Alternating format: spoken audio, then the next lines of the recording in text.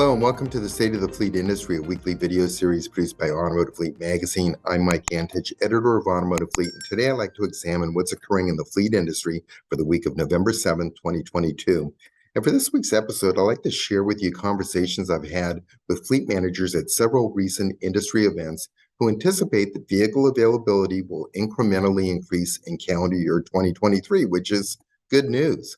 However, these same fleet managers are also anticipating that this good news will be partially offset by the fact that the total end-user fleet demand will continue to exceed vehicle availability in calendar year 2023. And here's what one fleet manager told me was his forecast for the fleet sourcing environment over the next 2 years. So, quote, "While today's sourcing situation is better, many fleets continue to have allocations well below their replacement needs. This is causing units to carry over into the next model year ordering, which, despite the improvements in availability, guarantees that today's sourcing constraints will persist for another year or two." End of quote. And it's this pent-up demand that everyone is talking about. Ultimately, these units that have been carried over into the next model year will need to be replaced. But eliminating this pent-up demand will take far longer than we think. I mean, if you could just wave a magic wand and all of the supply chain constraints would be resolved tomorrow, there would continue to be tens of thousands of fleet units categorized as pent-up demand, which have accumulated over the past 30 months. Ultimately, these units will need to make their way through the fleet ordering process, but this is on top of a fleet's normal annual vehicle replacement volume. The unanswered question is how much of an impact this large volume of pent-up demand will have on future vehicle availability. And here's what one fleet manager said, quote, "At this time, we are in such a deficit with replacement vehicles that it would be impossible to replace that many vehicles in a single year." End of quote.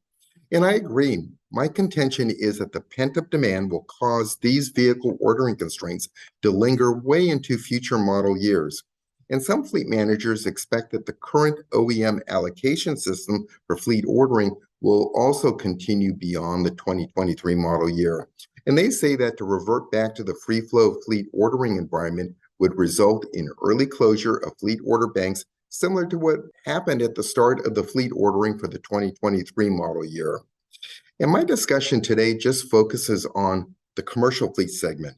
But when you add together the pent-up demand for retail units, rental units, along with commercial units, these total numbers become substantial, which takes us into the millions of units. These supplemental units will have to be built on top of the normal annual vehicle sales for both fleet and retail customers. And as we all know, one consequence of the vehicle ordering constraints is that it has forced most fleets to keep a sizable volume of vehicles in service way beyond their scheduled replacement parameters.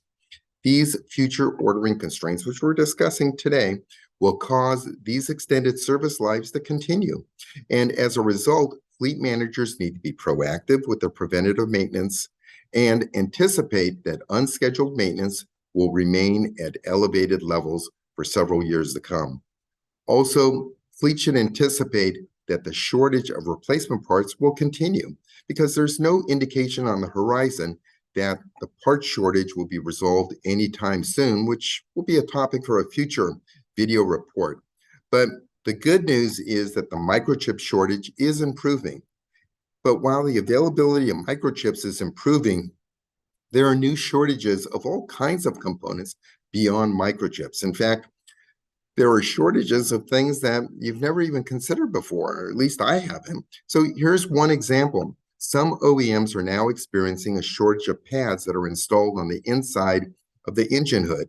These engine hood pads, while relatively inexpensive by themselves, are critical to protecting the underside of a vehicle's hood from heat damage caused by engine heat. Plus, the engine hood pads insulates the exterior surface of a vehicle hood so the exterior paint doesn't warp, crack, or peel. And who would have predicted that there would be a shortage of engine hood pads? I mean, this is what makes the current supply chain disruptions so unpredictable. Nowadays, fleets are restricted to ordering fewer vehicles based on their OEM allocation, Plus, these fewer vehicles are now taking much longer to build and to be delivered. In fact, order-to-delivery times for fleet vehicles have increased by 50%. Eventually, the industry is going to find equilibrium between vehicle production and end-user demand. But unfortunately, it doesn't look that that's going to happen in calendar year 2023. So with this as my final observation, I'd like to conclude my State of the Fleet Industry presentation for the week of November 7th, 2022, and I'd like to thank you for watching.